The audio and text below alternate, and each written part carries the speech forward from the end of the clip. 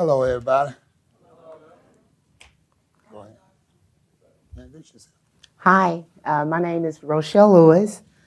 I'm a nurse, an LVN nurse I've been a nurse for over 20 years. I do hospice and pediatric nursing. My passion is rental properties. I have one son, a daughter-in-law, and 2 grandkids. You want to? Hi, I'm Michelle Lewis. My wife, we've been married 37 years, together 42 years.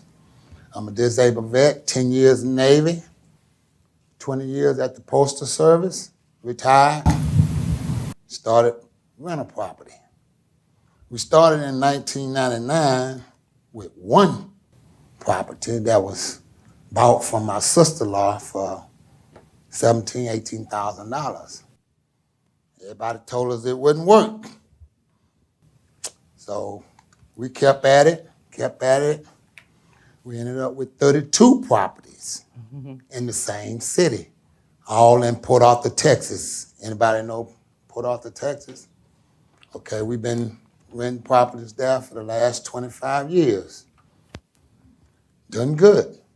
Okay. So we want to start off by telling you Brief. Go to what we did before the real estate. We've already said that we was a nurse. I was a nurse, and he Yeah. was in the military. go Go to to the the next one. real estate investments. Go ahead. Well- And why we got into real estate investment. We got into it. We started with Robert Allen. I don't know if some of you guys know Robert Allen. He's doing the same thing as Steve doing. We took about 3 years of courses with him, went out, started buying houses. The deal is, a lot of people don't have money to buy houses. Where did they get the money from? Banks, loans. We didn't have to go through that. We had our own money. So we purchased one at a time. We had 3 realtors working with us. Whenever they got a house or apartment or whatever, they called us. We live in Dallas. We come down to Port Arthur, look at it, purchase it. Most people in Port Arthur didn't want loan money. They wanted cash money. So you was able to make a deal with cash money quicker than with a loan, because a lot of them was elderly, getting ready to pass, sickly, didn't want to leave the property to their kids, because a lot of property left to kids are trash, don't pay the taxes, insurance. So that's where we came in at. We was buying those houses, 10, 5, 20, no more than $38,000 we spent on any property. Okay? Each property generates anywhere from $15,000 to $18,000 a year, which you have your taxes, insurance. Well, in this area, you have to have 3 insurances on a property if you want to cover your investments. So, Windstorm, flood, fire, and the taxes. so that's a lot. Once you start generating the income, the taxes, the insurance won't be no problem, because you have the revenue coming in. That way you go from 1 house to 2 houses, 2 houses to 3. It's easy, but you got to work. And by us staying in Dallas, we coming down every weekend, sometime Monday, stay a whole week. So we bought us a house in Port Arthur to stay in instead of renting a hotel, staying with families and all that, because you know how that could be. So That was our 33rd property. We still have that property now. We still go back and forward. We have sold 20 properties over the last 5 years. We still have 12 properties, rental properties, that we have now. Next goal is to move to passive investment, which renting houses, it's good. You have to have time, patience. It's the main thing because you're dealing with individuals. Like he said earlier, you don't know how people can be. It can be good, it can be bad. You have a good tenant or a crappy tenant. But that's part of going through real estate. You're gonna run across some of that, and everybody ain't the same on living conditions. You rent a house, you can't tell a person how to keep that house inside. But outside, you can. A lot of people don't A1 clean up. Younger people don't do cleaning. They just live. You see what I'm saying? What it has meant to our family. What it has meant to our family, it's being able to travel every year together with the kids. Also, the grandkids. Also, it gave us a boost of extra income. And also security, knowing that all of our bills will be paid, and doing things together as a family. Also, the grandkids, it meant for us to be able to help with the college tuition and also tutoring my grandkids. It's just a peace of mind knowing everything will be all right. Okay. The next one. Next one is the city of Port Arthur. The population in Port Arthur is about 55,000. Mm-hmm. You have more people from other cities and state comes into Port Arthur because of the refineries. Mm-hmm. The refineries don't have places for people to stay, for their workers, because they bus them in from all over Texas. So that's where the rental properties come in. They don't want to stay in apartments, they want homes. So that's where we came in at. We let them know we had such house available. They sent them to the realtor, which was our manager. She did all the paperwork. We made sure that they had the utilities in their name. See, because they slick now.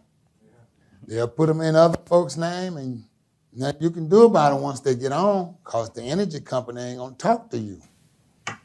So we had to make sure driver license and everything matched. Background check.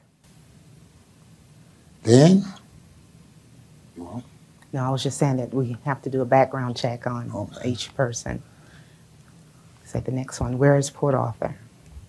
it's southeast of here. It's about 100 miles. It's a seaport town. A lot of people come there to fish. That's what I like to do when I'm there, is fish. Because in Dallas, it's fresh water. There's no good saltwater fishing up there. So I come down this way 2 or 3 weeks, take off, and just fish. Now, Next one. okay, that's the downtown area. Port Arthur is being remodeled. The downtown area, they had started remodeling it 10 years ago. The contractors come in and take the money, say they didn't want to do this and do that, and don't see them no more.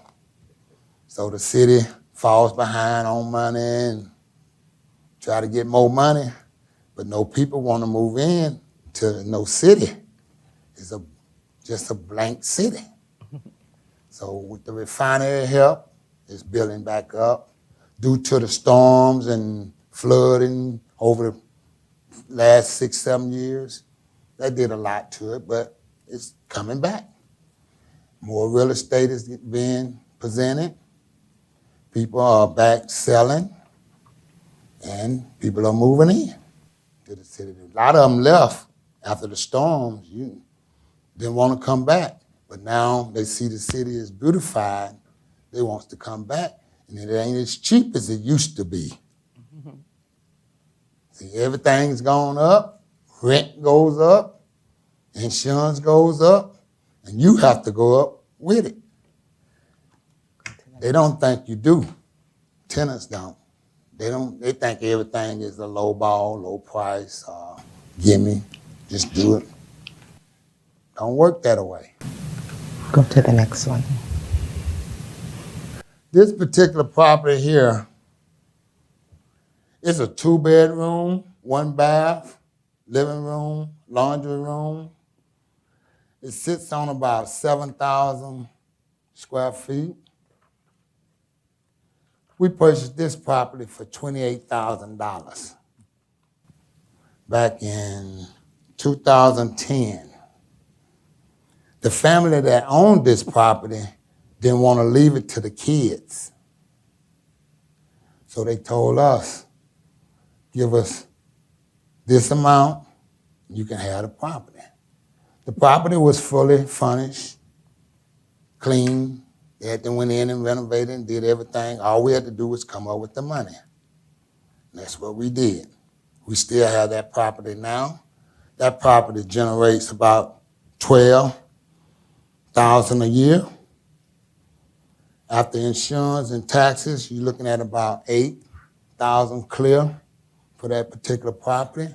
And we've been renting that property ever since we bought it. And it's still rented today.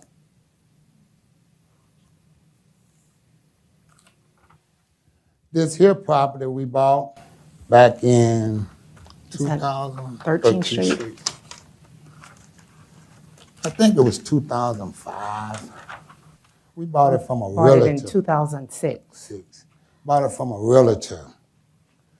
She had been trying to sell this house, sell it for months. Nobody would want to come up with the money. Or they had excuses, or this or that. So we looked at this property. One time, 1 hour, we made an offer, $15,000. It's a 3-bedroom, living room, dining room, central air and heat, 1 bath with a den and a laundry room. Sits on about a 9,000 square feet lot. And we've been renting it out ever since. The rent goes up $100 every year. The approximate rent on that property right now is what, about $1,100 a month? It rents for $1,000 a month. $1,000 a month. And so far, the tenants has been pretty good. They like it. We like them. We keep them happy. Okay, this property here, it's on a busy street, Main Boulevard, Gulfway Boulevard. Nobody wanted to mess with it because it's across the street from a Catholic church. Nobody. It's a commercial property. People next door has a telephone shop. People on this side has a vending machine, trucks, food truck, and whatnot. This house, they was using it as an insurance office. Farmers Insurance had it. So they say, well, we want to sell it. We bought that property for $20,000. It's a 3-bedroom, 1 bath, living room, dining room, kitchen with a large den. It sits on about 8,000 square feet of land, and it's just a good house. We didn't have to do no work to it. All we had to do was come up with the money move somebody in it. And that leasing agent always had a list of people that needed somewhere to stay. So next person fell in line, and we rent that to the day. Okay. This house here we bought about, 9th Street. that was the last, I think this was Bought it one in of the 2012. last ones we bought, 2012. It was just before or just after the hurricane. I'm trying to remember which hurricane it was. This guy was a carpenter for the refinery. And he was building a new house on the other side of town. But he couldn't build it unless he had money to pay for the land. And he only had money to build a house. He thought the land came with the house. But it don't. Totally separate. So we came up with right about $32,000. This house is a 3-bedroom, 1 bath, living room, dining room, with a front porch, which you can see where the screen at, with a 2-car garage, with 2 storage spaces behind it. And it sits on a 10,000 square feet lot with a gazebo on the lot and fenced, wood fenced around, all the way around. And we rent it out since we had it. Didn't have to do no work to it. Just move them in. And we've been lucky over the years, getting good properties and good value. The expense hadn't been too good. Sometimes the tenants, you know how they can leave a house. Their deposit don't cover everything. They want it back after they didn't trash your place. So we got smart, made them pay double on the deposit. So you move out, don't tell nobody, we got your deposit. And a lot of them don't want to leave that $1,000, $2,000 deposit. They don't want to leave that. So they're going to make sure they keep your house like it's supposed to be. What else? Okay. Where do we go from here? We go on to passive investment. We saw Steve on TV in Dallas. He was in Dallas doing a news show. So we had some friends to tell us years ago, they in one of the companies, other companies down here, and they was telling us about how easy it was to do this and do that. So I say, well, what it takes to get into it? Well, just go to a meeting. So we just kept watching. He did a radio show in Dallas. So I said, we're gonna drive down, see what's going on. So we did a Zoom meeting, and his workers, they talked us through it and went over everything, explained it. And just come to a meeting, you'll see, you'll like it. And that's sure enough. We drove down, and about 3 weeks, 4 weeks ago, and Here we are. listened to them, and we joined in, and here we are today. And we on our way up. That's the only way I can say it. That's the only way I see it. It's up. And you can do it too. It takes time, effort, and hard work. Mm-hmm. You can do it. That's it. That's the last.